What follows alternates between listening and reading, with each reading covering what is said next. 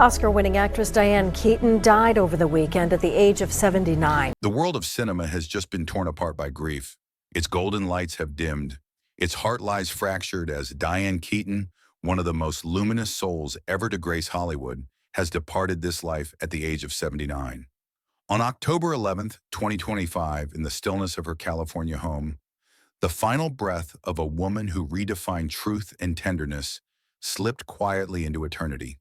And when the news broke, the world seemed to freeze because how do you say goodbye to a woman who made you feel seen even in your loneliest hour? You know, sometimes you didn't have to stick directly to the script, which really feels good, and you can kind of play into it, and he lets you try a lot of things, but he moves it.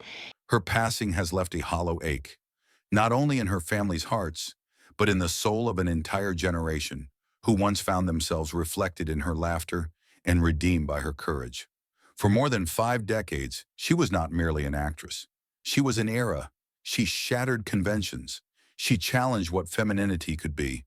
And through films like The Godfather and Annie Hall, she forever rewrote the language of love, pain, and imperfection on screen. She was the heartbeat of a golden Hollywood, quirky, fearless, endlessly human. But behind that unforgettable smile was a lifetime of solitude and sorrow that no spotlight could disguise. The woman who made millions laugh was herself bleeding in silence. Her secret battles, the love that slipped away, the loneliness that lingered behind applause, all became invisible threads woven into the fabric of her art. Time, relentless and merciless, has now written its final act.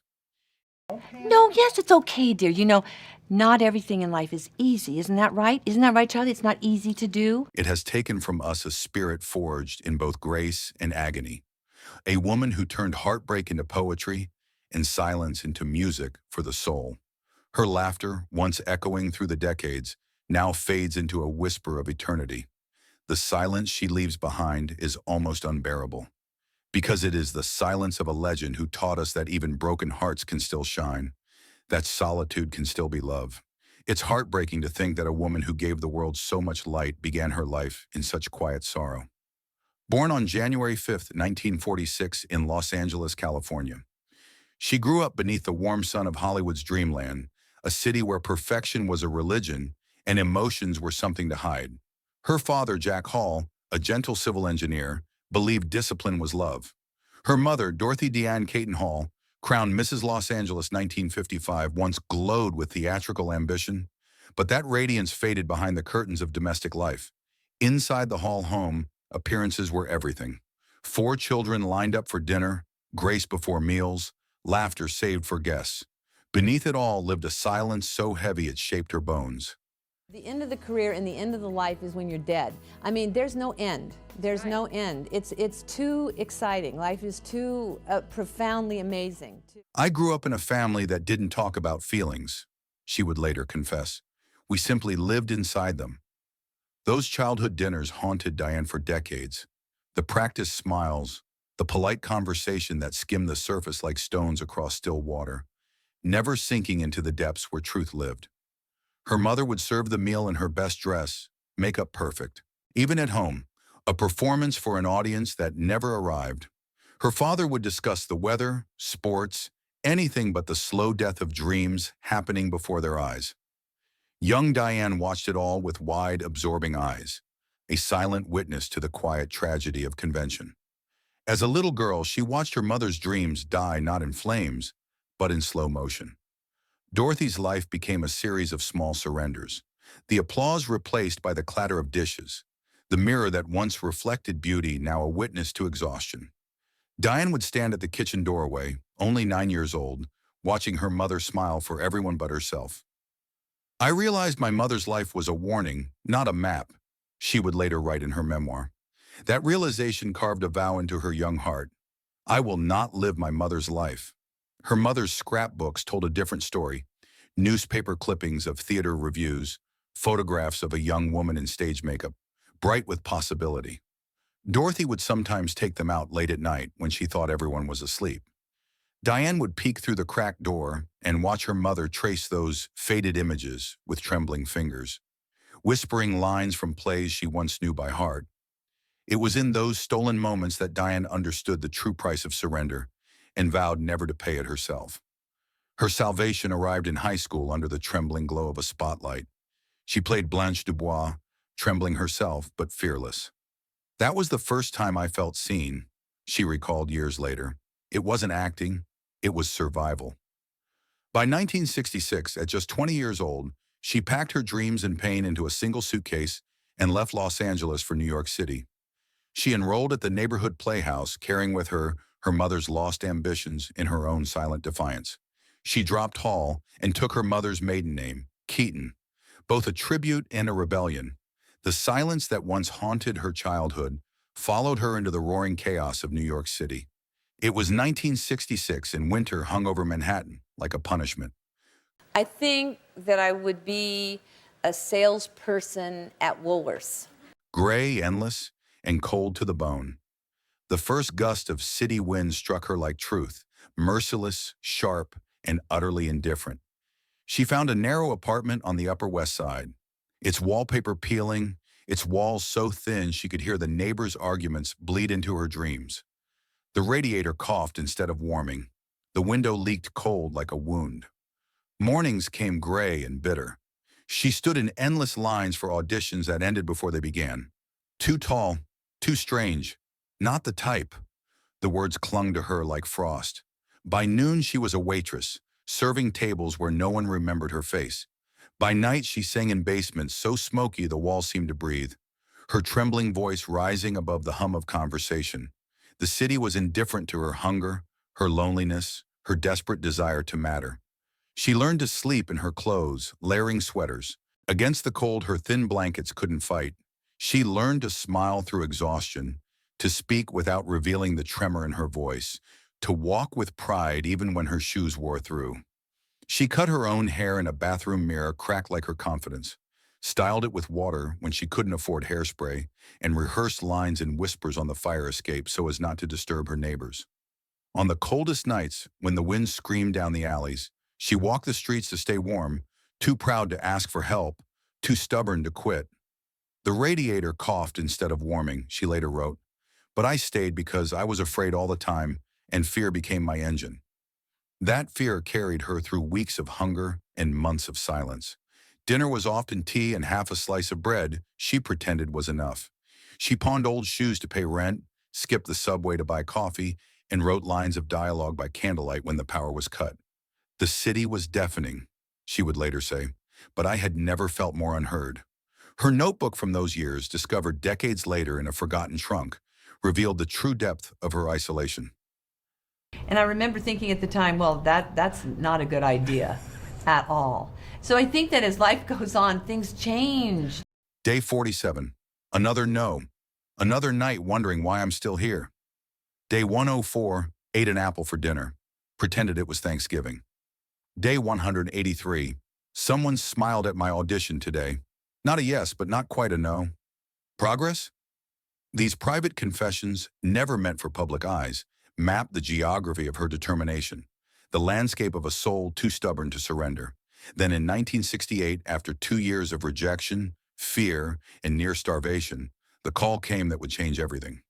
A Broadway revival called Hair was searching for someone raw, unpolished, painfully real. Diane auditioned barefoot, nervous, trembling, but utterly alive. The director watched her in silence, then whispered, "Don't change a thing." The snow of New York had melted into spotlight. The silence that once cloaked Diane Keaton's life was now replaced by applause so loud it seemed to echo across the world. From the trembling young woman who once sang for spare change, she became the face that defined an era. The Godfather came first, 1972, and with it the beginning of everything. As Kay Adams, she stood in the shadow of Al Pacino's Michael Corleone, a quiet witness to power and loss. Then came Annie Hall in 1977, the role that would etch her name into cinematic history. That awkward laugh, the turtlenecks, the unfiltered honesty. They weren't costume, they were Diane. For the first time, Hollywood didn't just see a woman on screen, it saw truth wrapped in imperfection. The world fell in love, and so did the industry. She was 31 when she held that golden statue under the blinding lights, and for a moment she thought she had finally arrived. But when she returned home that night, the applause still ringing in her ears. She set the Oscar on the counter, looked around her empty kitchen, and whispered to herself, "Is this what it feels like to be seen?" Every spotlight casts a shadow, and hers was already growing. The success that millions envied became a cage only she could feel. Each new script carried the same unspoken question: can you ever be that good again? Fame brought its own kind of isolation. Suddenly, she couldn't walk down streets unnoticed, couldn't fail privately, couldn't experiment without judgment. The very industry that claimed to adore her uniqueness now tried to replicate it, to package it, to turn her authenticity into formula. And they were there was Queen Latifah. She's also in the movie, and she's fantastic. Executives would call with scripts that felt like parodies of Annie Hall, as if she were merely a collection of ticks and turtlenecks rather than a woman with depths still unexplored. On set, she worked until her eyes stung and her hands trembled, memorizing lines long after the crew went home. "I didn't sleep," she later admitted. "I was scared to stop." There were nights she would drive through Los Angeles with the windows down, letting the cold air burn her face, trying to remember what it felt like to simply exist. When Reds came in 1981, directed by Warren Beatty, she carried the film with everything she had left. "I remember crying in the car after filming," she confessed, "not because I was sad, but because I had nothing left to give." The movie won acclaim, but Diane felt emptied, like a candle that had burned too beautifully to survive its own flame. It is cruel how love can outlive the ones who carried it. Even now, as the world mourns Diane Keaton, that love, the one she never escaped, still lingers like a ghost in every frame she left behind. For Diane Keaton, it was a man named Al Pacino. They met in 1971 on the set of The Godfather. She was 25, radiant, all nervous laughter and unguarded hope. He was 31, brilliant and unknowable, already half lost in the shadow of his own genius. Something unspoken began to hum between them, a frequency only two lonely hearts could hear. "I was crazy about him from the start," she later confessed. Their first conversation happened during a lunch break, both hiding from the California sun beneath a canvas tent. She spilled coffee on her script. He offered his handkerchief without a word. Their fingers brushed, and something electric passed between them. Recognition, perhaps, of two souls equally haunted by silence. They spoke of books, of childhood, of the strange unreality of becoming someone else on camera. She made him laugh, a rare, unguarded sound that surprised the crew nearby. Later, she would say it was that laugh that made her fall, the revelation that beneath his intensity lived a tenderness few were allowed to witness. In those first years, happiness was disarmingly simple. Between takes, they would sit together, the silence between them alive with meaning. After filming, they would drive through Los Angeles with the windows down, Sinatra humming through the radio, her laughter tumbling into the wind. He cooked pasta in a too-small kitchen. She made tea, and they'd eat cross-legged on the floor, talking about everything and nothing. Through the Godfather trilogy, their on-screen story mirrored the one they were too afraid to finish off-screen. Intense, elusive, full of yearning that never found resolution. During part 2, they wandered New York streets until dawn, their coats pulled close against the wind. He'd quote Shakespeare. She'd answer with laughter too bright for the hour.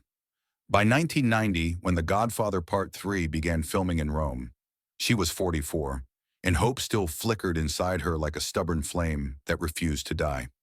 They stayed in the same villa, overlooking the city's gold light, sharing dinners on a balcony strung with fairy bulbs, laughing over memories that felt like promises.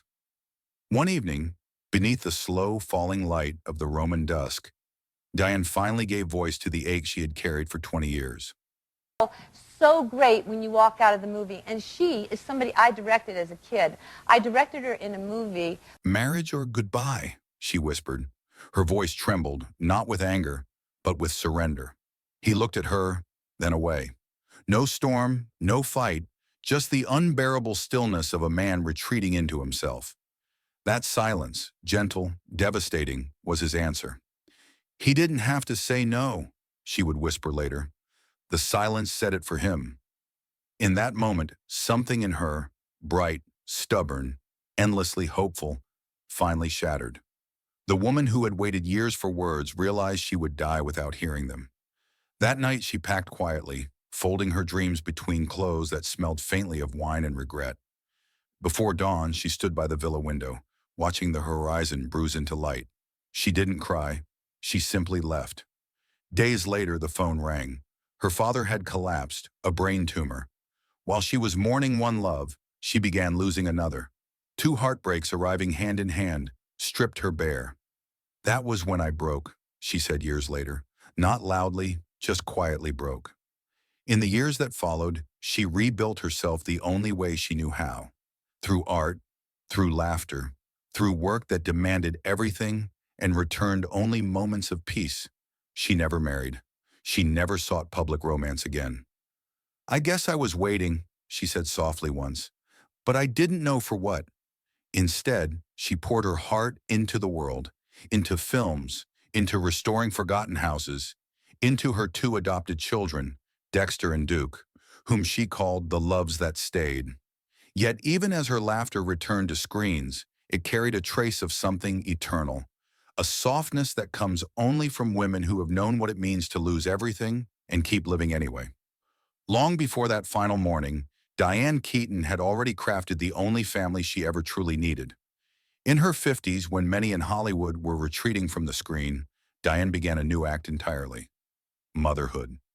In 1996, she adopted her daughter Dexter, and 5 years later her son Duke. They saved me, she would later say. I thought I was done with love. Then they arrived and suddenly everything began again. Motherhood transformed her in ways fame never could.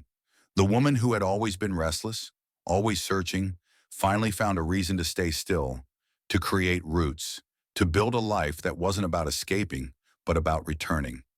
She approached parenting with the same fierce authenticity that defined her art, without pretense, without performance, with a love so raw it sometimes frightened her. I had no idea how to be a mother, she confessed once. I just knew how not to be one. I knew what I had missed, and I swore my children never would. Her home filled with laughter, late-night talks, and music echoing down hallways once haunted by solitude. She built tree houses instead of movie sets, packed school lunches instead of scripts. In them, she found the love that never left. No one asked. They didn't care enough to ask me to marry them. It's a sad story. Really? Yeah. I think you better tell more people. I used to think I wanted romance, she once joked, but turns out I just wanted family.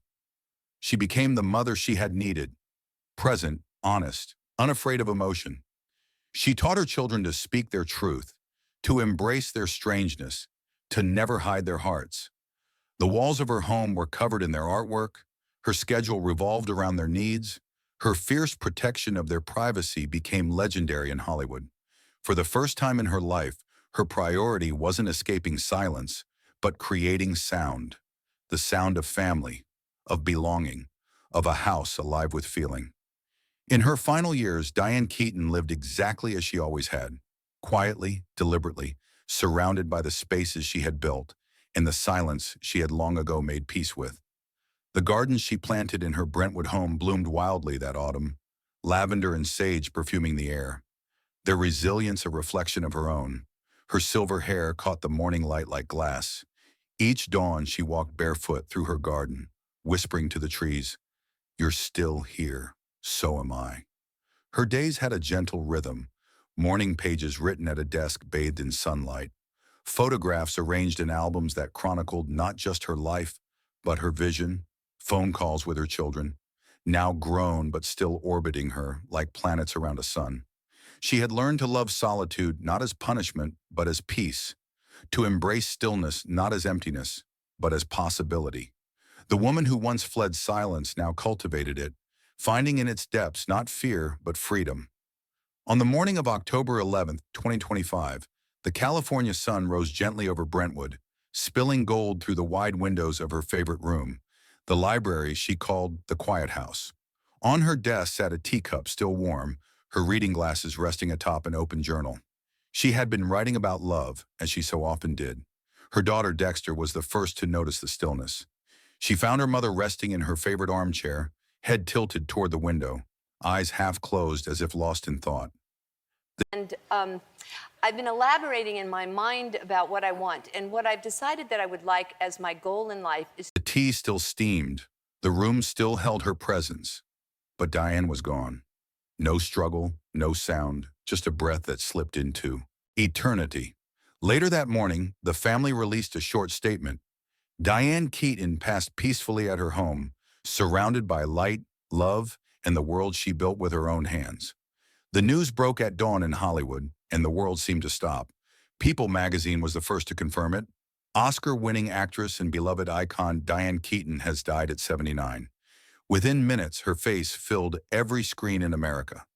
Headlines mourned the loss of a soul of truth and tenderness. Talk show hosts paused mid-broadcast, their voices trembling. Outside her Brentwood home, a small crowd began to gather. They brought flowers, candles, and neatly folded white turtlenecks, the uniform of a woman who made imperfection fashionable. Someone left a small handwritten sign at her gate. "You made us brave enough to be ourselves." Hollywood's great wept openly. Al Pacino, her once great love, released a simple, trembling statement. "She was my heart's quiet mirror." Meryl Streep wrote, "She made vulnerability heroic." Steve Martin remembered her as the funniest, wisest, most original voice our craft ever had. Woody Allen said, "There was no Diane Keaton before her, and there will be none after." Younger actresses who had grown up watching her films spoke of her influence with reverence. Emma Stone called her, "The reason I believed authenticity could be power." Jennifer Lawrence said simply, "She showed us how to be real in an unreal world." Frances McDormand, her voice breaking during an interview, recalled how Keaton had once told her, "Don't ever let them smooth out your edges. Those edges are where the light gets in." As night fell, theaters across America announced special screenings of her films, lines forming around blocks as generations gathered to remember her through her art. Women arrived wearing her signature look, wide-legged trousers, crisp white shirts, oversized glasses, a visual tribute to a woman who had turned individuality into revolution. That night, the Academy released a tribute reel, her smile lighting up screens from Los Angeles to Rome. Annie Hall, Reds, Marvin's Room, Something's Got to Give. Scene after scene, love and loneliness intertwined. Over a soft piano score, her voice played in the background. "Love is the greatest risk, but I'd take it again." Her net worth at the time of her passing was estimated at over $100 million. Her beloved Brentwood estate, valued at nearly $30 million, was her masterpiece. She had designed and restored it herself, a sprawling, sunlit sanctuary wrapped in ivy and memory. Johnny? Carson? Absolutely. Was That's that right. fun? Did you have fun with that guy? Yes. You did. Yes. That was back when you were doing Well- Inside, light poured across reclaimed wood floors. Walls were lined with black and white photographs she had taken herself. It wasn't a mansion. It was a reflection, a house that breathed her story. Beyond her home, her legacy extended to dozens of historic buildings she had rescued from demolition throughout Los Angeles and beyond. While other celebrities invested in trendy developments, Diane poured millions into preserving architecture that told California's story.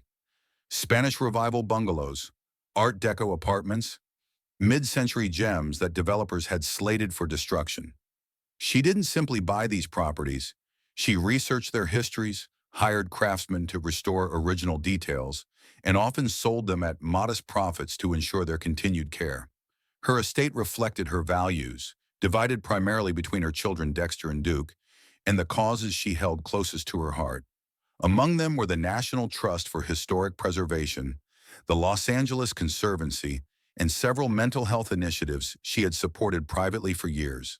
She established a foundation to help young women in the arts, providing scholarships, mentorship, and housing for those struggling as she once had in New York. She left endowments to theater programs in public schools, believing that art could save lives as it had once saved hers. To her children, she wrote, "You were my lasting story." And in a sealed envelope addressed to both of them, she added, "Don't sell the garden. Let it grow wild. That's where I'll still be." In the end, Diane Keaton's greatness could never be contained by the borders of a screen or the echo of applause. Her brilliance lived quietly in the sacred space between chaos and calm. In the way she chose gentleness over grandeur, truth over spectacle. She never demanded the world's attention. She simply earned it one honest breath at a time. Through humor, courage, and an authenticity so raw it seemed holy, she redefined what it meant to be seen. Long after the spotlights dimmed, her spirit remained, a soft fire burning against the dark.